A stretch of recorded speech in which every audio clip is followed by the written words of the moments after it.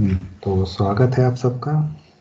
आज हम बात करेंगे फ्यूल सेल के बारे में। एक ब्रीफ इंट्रोडक्शन कि फ्यूल सेल क्या चीज़ है, कहाँ हम इसका यूज़ कर सकते हैं, कितना इसका पोटेंशियल है, क्या इसके फ़ायदे हैं, और थोड़ा थोड़ा ब्रीफिंग फ्यूल सेल के बारे में। सबसे पहले कि फ्यूल सेल क्या चीज़ है, तो फ्यूल सेल जो है इसका फंक्शन क्या है। ये जो इलेक्ट्रोकेमिकली जो है ये केमिकल एनर्जी को कन्वर्ट करता है, ठीक है, इलेक्ट्रिकल एनर्जी में। ठीक है, तो इसके अंदर जो है हम एक फ्यूल है जो हम फीड करते हैं, और जब तक हम फ्यूल इसके अंदर फीड कर रहे हैं हमें इससे आउटपुट मिलता रहता है।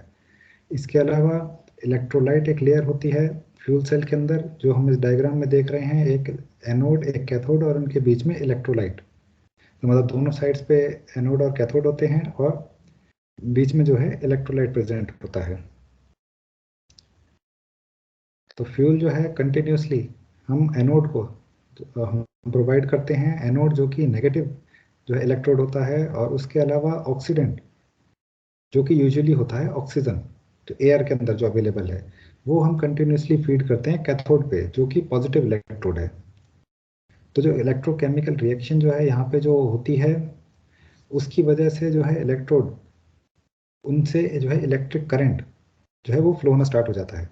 तो यहाँ पे हम देखते हैं कि इनिशियल सर्किट में पॉजिटिव आइंस जो कि एनोड से कैथोड की तरफ मूव हो रही हैं, या फिर नेगेटिव आइंस जो है कैथोड से एनोड की तरफ मूव हो रही हैं। लेकिन साथ ही आउटर सर्किट में जो है करंट फ्लो हो रहा है, लोड के थ्रू एक करंट फ्लो हो रहा है। ठीक है, तो मतलब इनपुट में करंट फ्लो हो रहा है, लेकिन आउटपुट जो टर्मिनल है एनोड कैथोड के बीच में भी जो है करंट फ्लो होता है। तो यहाँ हम क्या देख रहे हैं कि हम जो है एक फ्यूल हम प्रोवाइड कर रहे हैं। Fuel usually most commonly hydrogen होता है। ठीक है, इसके अलावा एक ऑक्सीडेंट होता है जो कि कॉमनली ऑक्सीजन है। तो जब तक हम यहाँ पे हाइड्रोजन जो है प्रोवाइड करते रहेंगे, एज ए फ्यूल हम प्रोवाइड करते रहेंगे, हमारा फ्यूल सेल जो है हमें इलेक्ट्रिसिटी प्रोवाइड करता रहेगा। अब बात आती है कि इस तरह का डिवाइस एक बैटरी भी है और एक फ्यूल सेल भी है, तो इन दोनों में डिफरेंस क्या है। तो बैटरी जो है बेसिकली एनर्जी स्टोरेज डिवाइस है। ठीक है, वो जब तक उसके अंदर जो एनर्जी है केमिकल एनर्जी की फॉर्म में ही स्टोर्ड है, केमिकल टू इलेक्ट्रिकल ही कन्वर्जन है, चार्जिंग। उसके बाद क्या हमें बैकअप देती है। ठीक है, लेकिन ये फ्यूल में बैटरी जब तक आउटपुट देती है, इलेक्ट्रिकल एनर्जी हमें जब तक देगी जब तक कि उसके अंदर केमिकल एनर्जी जो है अवेलेबल है, स्टोर्ड है। ठीक है, जब जो है इसके अंदर के जो केमिकल जो है रिएक्टेंट्स हैं वो कंज्यूम हो जाते हैं, बैटरी क्या है डिस्चार्ज हो जाएगी, हमें आउटपुट नहीं मिलेगा, इलेक्ट्रिसिटी नहीं मिलेगी। लेकिन दूसरी तरफ हम देखते हैं कि फ्यूल सेल ये बेसिकली एनर्जी कन्वर्जन डिवाइस है। तो इलेक्ट्रोकेमिकल डिवाइस है बैटरी की तरह, लेकिन ये एनर्जी कन्वर्जन डिवाइस है। तो इसमें फ्यूल और ऑक्सीडेंट जो हैं वो सप्लाई होते रहेंगे कंटिन्यूसली, और जब तक हम सप्लाई करते रहेंगे हमें इसमें से इलेक्ट्रिसिटी जो पावर जो है इलेक्ट्रिक पावर वो आउटपुट में हमें मिलता रहेगा। तो अब बात करते हैं फ्यूल, किस टाइप का फ्यूल हम यूज़ करते हैं। तो मोस्ट कॉमन जो है फ्यूल, जो बेस्ट फ्यूल है वो गैसियस हाइड्रोजन या फिर सिंथेसिस हाइड्रोजन, इसका हम यूज़ करते हैं। मतलब हाइड्रोजन हो सकता है डायरेक्टली हाइड्रोजन, प्योर हाइड्रोजन भी हो सकता है, नहीं तो कोई और गैस हो सकती है जो भी हाइड्रोजन रिच गैस है। तो हाइड्रोजन जो है उसकी रिएक्टिविटी जो है बहुत हाई है एनोड रिएक्शंस पे। ठीक है, और उसे हम बहुत ही ज़्यादा मेथड्स हमारे पास अवेलेबल हैं जिनसे कि हम हाइड्रोजन को प्रोड्यूस कर सकते हैं। फॉसिल फ्यूल से भी कर सकते हैं, रिन्यूएबल एनर्जी से भी कर सकते हैं, और इलेक्ट्रोलाइसिस की हेल्प से भी कर सकते हैं। इसके ऊपर हमने पहले भी डिस्कशन किया है हमारे इसमें वीडियो में, तो उसकी पूरी डिटेलिंग प्रोसेसेस की हमें उस वीडियो में मिल जाएगी, लिंक मैं आगे डिस्क्रिप्शन में शेयर कर दूंगा। ओके, इसके बाद मोस्ट कॉमन जो है यही सारे एडवांटेज, हाई रिएक्टिविटी जो है रिएक्शंस के लिए, ये सारे एडवांटेजेस हमें ऑक्सीजन में भी मिलते हैं, और ऑक्सीजन एयर में बहुत ज़्यादा अमाउंट में अवेलेबल है। हाइड्रोजन ऐसे फ्रीली हमें अवेलेबल नहीं मिलता है, लेकिन ऑक्सीजन हमें मिल जाता है। तो एयर में जो ऑक्सीजन प्रेजेंट है वो हमारा ऑक्सीडेंट का काम करता है, मतलब दूसरे टर्मिनल पे। अब बात आती है कि एक फ्यूल सेल है उससे हमें कितना आउटपुट मिल रहा है। तो यूजुअली एक बेसिक यूनिट से हमें ज़्यादा आउटपुट नहीं मिलेगा, तो हम क्या करते हैं आउटपुट को बढ़ाने के लिए अपनी एप्लीकेशन, हमें कितना पावर चाहिए, एप्लीकेशन हम आगे डिस्कस करेंगे कहाँ कहाँ पे इसका यूज़ करते हैं। तो जो बेसिक फ्यूल सेल यूनिट जो हमने अभी स्टडी करी है उसको हम कंबाइन करते हैं, जोड़ते हैं आपस में, 2 से 3 जितने भी, हमें जब तक कि हमें अपना डिजायरेबल आउटपुट लेवल ना मिल जाए। ठीक है, आउटपुट लेवल में वोल्टेज हमें कितनी चाहिए हमारे सिस्टम को जो हम चलाना चाह रहे हैं, या फिर पावर हमें कितना चाहिए उसको चलाने के लिए, हमारे लोड को चलाने के लिए। तो जब उसको इतना लेवल तक पहुंचाने के लिए हम जो है फ्यूल सेल की स्टैकिंग करते हैं। तो दो टाइप्स हमारे पास हैं, प्लेनर बाइपोलर स्टैकिंग, ये देखिए प्लेनर, इसमें एक के बाद एक हमने जो कनेक्ट किया है प्लेनर वे में। उसके बाद ट्यूबुलर सेल्स, इस फॉर्म में भी हम इसको जो है आपस में स्टैकिंग मतलब कंबाइन कर सकते हैं। ट्यूबुलर जो मेथड है वो हम यूज़ करते हैं हाई टेम्परेचर फ्यूल सेल्स में। और फ्यूल सेल सिस्टम मतलब कंप्लीट जो फ्यूल सेल सिस्टम है जिससे कि हमें आउटपुट मिल जाए, इनपुट हम प्रोवाइड करें आउटपुट मिल जाए, उसके अंदर कौन कौन से कंपोनेंट्स जो है प्रेजेंट होते हैं। तो फ्यूल प्रिपरेशन का जो इसमें अरेंजमेंट होता है हमारा। उसके बाद में एयर सप्लाई, फ्यूल प्रिपरेशन से क्या मतलब है कि जो हाइड्रोजन बेसिकली जो हमारा मोस्ट कॉमन फ्यूल है जो हम उसमें प्रोवाइड कर रहे हैं वो प्योर हो। क्योंकि जो जिस टाइप का फ्यूल सेल हम यूज़ कर रहे हैं, कुछ टाइप की इम्प्योरिटीज़ अगर उसके अंदर प्रेजेंट हैं, जो इनपुट जो हम प्रोवाइड कर रहे हैं फ्यूल जो दे रहे हैं, कार्बन मोनोऑक्साइड है, कार्बन डाइऑक्साइड है, वो इम्प्योरिटीज़ पॉइजनस हो सकती हैं हमारी फ्यूल सेल के लिए। उसको जो है आउटपुट को ख़राब कर सकते हैं, कोरोजन हो सकता है, हमारे जो फ्यूल सेल जो है जल्दी ख़राब हो सकता है, डैमेज हो सकता है। तो फ्यूल प्रिपरेशन मतलब हमें प्योर हाइड्रोजन, ये अलग अलग टाइप के फ्यूल सेल्स हैं, हम आने वाले उसमें लेक्चर्स में इसके बारे में पढ़ेंगे कितने टाइप के फ्यूल सेल्स हैं। तो उनमें सबकी रिक्वायरमेंट फ्यूल की प्योरेस्ट फॉर्म ऑफ हाइड्रोजन ही चाहिए, या फिर उसको हम अनदर गैस भी कंसिडर कर सकते हैं which is rich in hydrogen which is having some another type of gases as well और एलिमेंट्स प्रेजेंट इन दैट। ठीक है, इसके बाद में दूसरा हमें चाहिए एयर सप्लाई जो कि ऑक्सीडेंट का काम करेगा, जिसके अंदर की ऑक्सीजन प्रेजेंट होगा। नेक्स्ट थर्मल मैनेजमेंट, क्योंकि अलग अलग जो फ्यूल सेल हैं उनका ऑपरेटिंग टेम्परेचर रेंज जो है वो अलग रहता है। ठीक है, तो थर्मल मैनेजमेंट का जो है सिस्टम हमारे इसके अंदर प्रेजेंट रहता है। इसके अलावा वाटर मैनेजमेंट, वाटर मैनेजमेंट कहाँ से हमारे पास आ रहा है, क्योंकि हम इनपुट में हाइड्रोजन और ऑक्सीजन वो जो है हम सप्लाई दे रहे हैं, तो आउटपुट में दोनों कंबाइन होंगे H2O, तो वाटर हमें मिलता है। तो वाटर मैनेजमेंट ये हमें करनी होती है। इसके अलावा जो है हम वाटर इलेक्ट्रोलाइसिस का भी यूज़ कर सकते हैं, उस वाटर का दोबारा इलेक्ट्रोलाइज करके हाइड्रोजन को दोबारा प्रोड्यूस भी कर सकते हैं। तो ये किसी सेल के अंदर ऐसा होता है कि हम अलग से हाइड्रोजन प्रोवाइड कर रहे हैं, कहीं कहीं एक इनबिल्ट हमारे पूरे इसके अंदर मॉड्यूल फ्यूल सेल सिस्टम के अंदर हम इलेक्ट्रोलाइसिस का हाइड्रोजन प्रोडक्शन का भी जो है अरेंजमेंट रख सकते हैं। तो हाइड्रोजन भी प्रोड्यूस होगा, फ्यूल सेल जो है ऑपरेट होगा, आउटपुट हमें मिलेगा, उसके बाद में वापस वाटर जो हमें आउटपुट में मिल रहा है इलेक्ट्रिसिटी के बाद जो एज ए बाई प्रोडक्ट है वाटर जो आ रहा है, वो वापस हम उसको इलेक्ट्रोलाइज कर सकते हैं। ठीक है, और लास्ट जो हमारे पास टर्म आती है इलेक्ट्रिक पावर कंडीशनिंग इक्विपमेंट, मतलब जो पावर हमें आउटपुट में मिल रही है वो स्टेबल है, उसकी पावर की quality as per our requirement, as per our desire उसके अलोंग है, नहीं है तो हमें उसको उस लेवल तक लेके आना है। ठीक है, तो यहाँ पे हम देखते हैं कि हमें एक और फायदा मिलता है फ्यूल सेल से, किसका बाई प्रोडक्ट आउटपुट क्या हमें मिल रहा है। तो जैसे कि कोई नॉन रिन्यूएबल सोर्स होता है, कोल है, हमने कंबशन किया तो उसमें स्मोक होता है, एशेस होते हैं, इतना हमें अनवांटेड जो है उसका बाई प्रोडक्ट्स उससे मिल रहे हैं।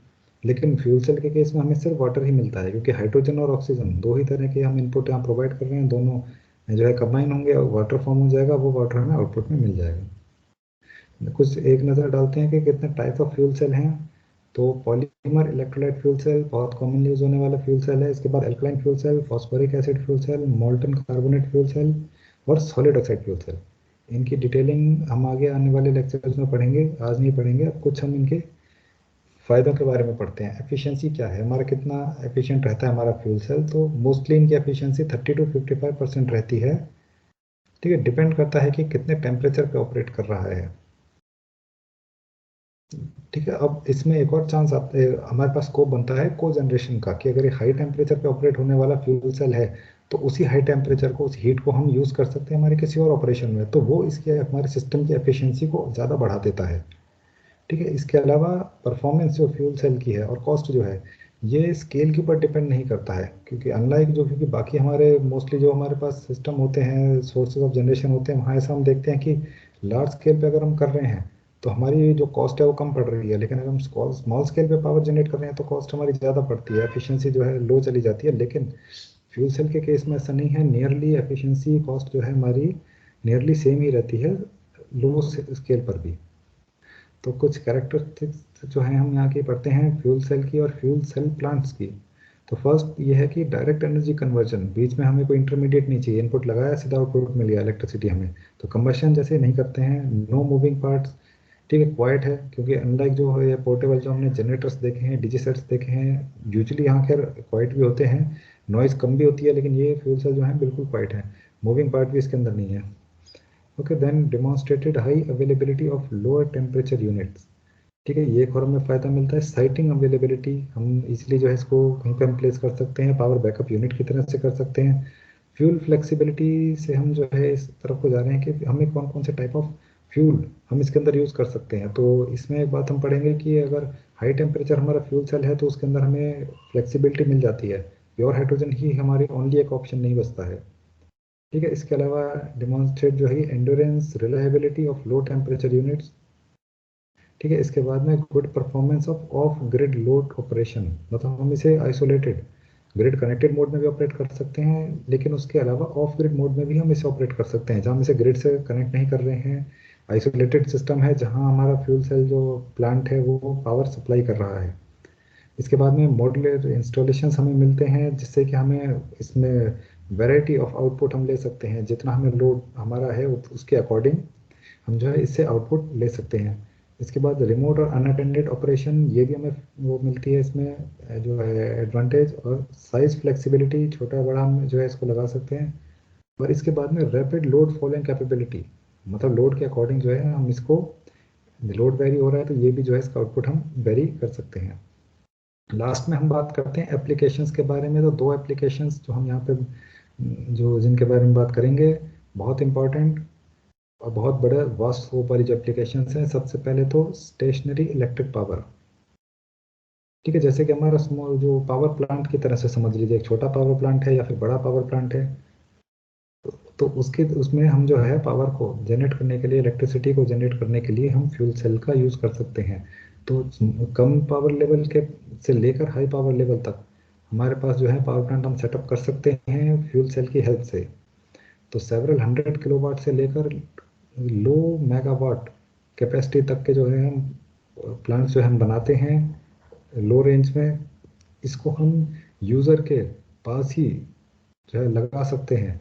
जैसे इंडस्ट्री है कोई या कोई रेजिडेंशियल सोसाइटी भी है, वहाँ पर भी हम इन प्लांट्स को लगा सकते हैं, जहाँ पे कि हम डीजी सेट्स को यूज़ करते हैं बैकअप सिस्टम के लिए के जो जब हमारे मेन जो है पावर नहीं होता है तो हम अपना जो stand by power system use करते हैं, वहीं पे हम जो है उसकी जगह पे इसको फ्यूल सेल प्लांट्स को ऑपरेट कर सकते हैं स्टेशनरी इलेक्ट्रिक पावर के लिए।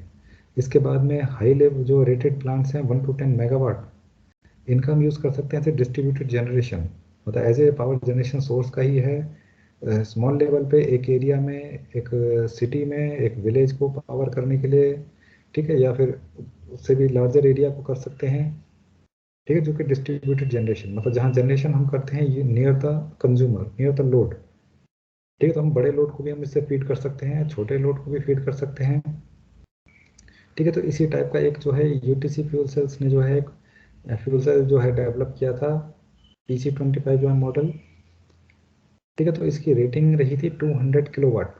इसमें फ्यूल यूज़ कर रहे थे नेचुरल गैस, और टेम्परेचर, ऑपरेटिंग टेम्परेचर है near about 30 to 45 degree Celsius. तो ये जो हमारा फ्यूल सेल का जो पावर हमारा जो प्लांट हमने जो सेटअप किया था इस कंपनी ने, यूटीसी फ्यूल सेल ने, ये near about 10 by 10 feet by 18 feet length, breadth और हाइट, इतना हमारा था ये, जो कि जो हमारा प्रैक्टिकली बहुत बेनिफिशियल है, ज़्यादा स्पेस भी मतलब ये ऑक्यूपाई नहीं कर रहा है, एक तरह का हमें पावर सोर्स भी हमें मिल रहा है। एक और इसकी बहुत इंपॉर्टेंट एप्लीकेशन है और जो फ्यूचर में डोमिनेट करने वाली हैं ये दोनों एप्लीकेशंस, वो है फ्यूल सेल इलेक्ट्रिक व्हीकल्स। जैसे इलेक्ट्रिक व्हीकल्स के बारे में हम आज पढ़ रहे हैं, इलेक्ट्रिक मोटर जो है ये चलती हैं, इसके अंदर इंटरनल कंबशन इंजन नहीं होता है, और उस मोटर को चलाने के लिए पावर जो है ये लेती हैं बैटरी से, बैटरी को चार्ज करते हैं, उस बैटरी से जो ये मोटर जो है पावर लेती है और हमारा जो व्हीकल है वो चलता है। इसी सिस्टम में जो फ्यूल सेल इलेक्ट्रिक व्हीकल्स हैं वो बैटरी का यूज़ नहीं कर रहे हैं, वो यूज़ करते हैं फ्यूल सेल का। फ्यूल सेल के लिए हमें क्या ज़रूरत पड़ेगी, एक तो हाइड्रोजन, जो हाइड्रोजन टैंक इसमें फिगर में हम देख रहे हैं हाइड्रोजन टैंक है यहाँ पे। बैटरी जो है ये बेसिकली चलाने के लिए नहीं है, बस एक ऑक्सिलरी पावर सोर्स की तरह से यहाँ पे लगाया गया है। इंजन को चलाने के लिए हमारी जो मोटर है, मोटर को पावर मिल रहा है फ्यूल सेल के आउटपुट से। फ्यूल सेल जो है हाइड्रोजन टैंक से, यहाँ से इसको फ्यूल मिल रहा है। मतलब सेम जो है ये सिस्टम जो है इलेक्ट्रिक व्हीकल का।